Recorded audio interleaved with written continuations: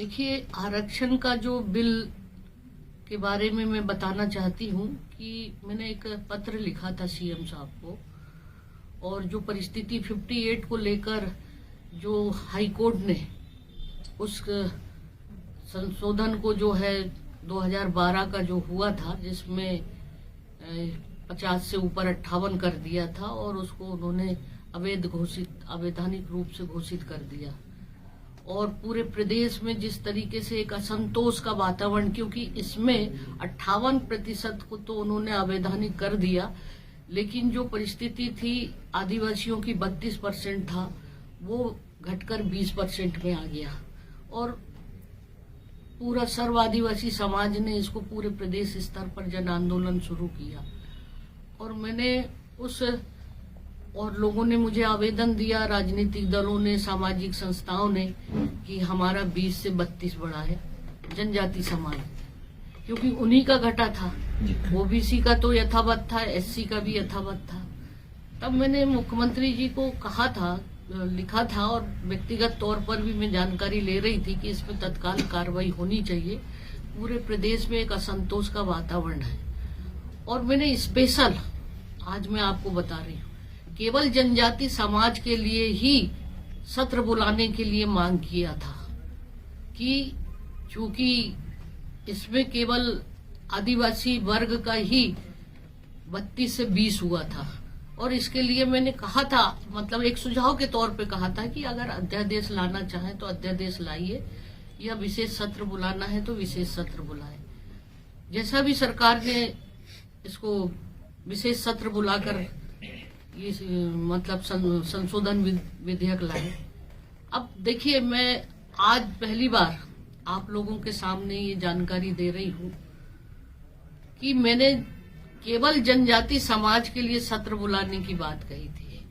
अब इस विधेयक में ओबीसी, आपका अन्य समाज का 3% और एससी समाज का 1% और 32। तो ऐसी परिस्थिति में मेरे सामने अब ये आ गया कि जहां 58% पर कोर्ट अवैधानिक घोषित करता है, तो ये बढ़कर 76 हो गया।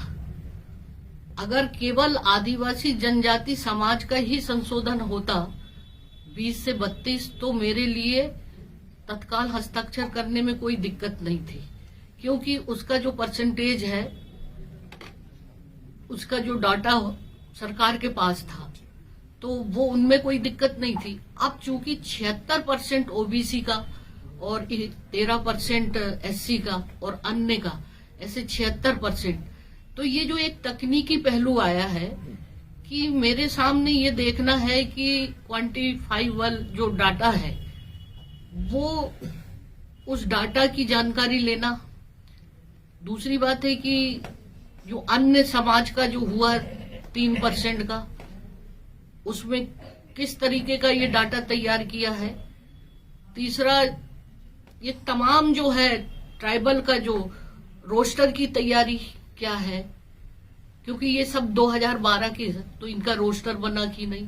कल को भविष्य में फिर वैसे ही स्थिति हो जाएगी, जहां 58% को पर कोर्ट जब उसको अवैधानिक करता है, तो 76% की स्थिति में क्या होगा आप बताइए। ये, और मैं आज अगर दस्तखत करती हूँ तो फिर स्थिति वैसी हो जाएगी। तो मैं ये जानना चाहती हूँ कि सरकार ने क्या आधार मानकर इस का इतना ज्यादा आरक्षण बढ़ाया है।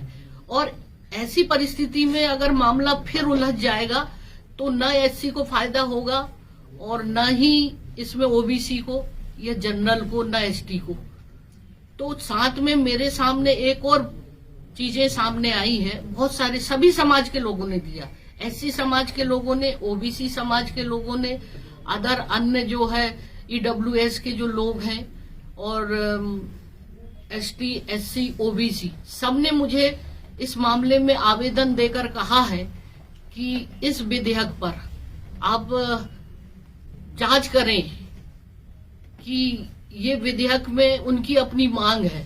तो विभिन्न आवेदनों का भी मैं परीक्षण कर रही हूँ, एकदम बिना सोचे समझे, एकदम हस्ताक्षर। तो क्योंकि इसमें सभी लोगों ने आपत्ति लगा दी है, जो मेरे पास ज्ञापन आए हैं, तो मैं वो सब चीजें देख रही हूँ और वो तमाम चीजों से मैं संतुष्ट हो जाऊं, क्योंकि ये मामला अब बहुत बड़ा हो गया है।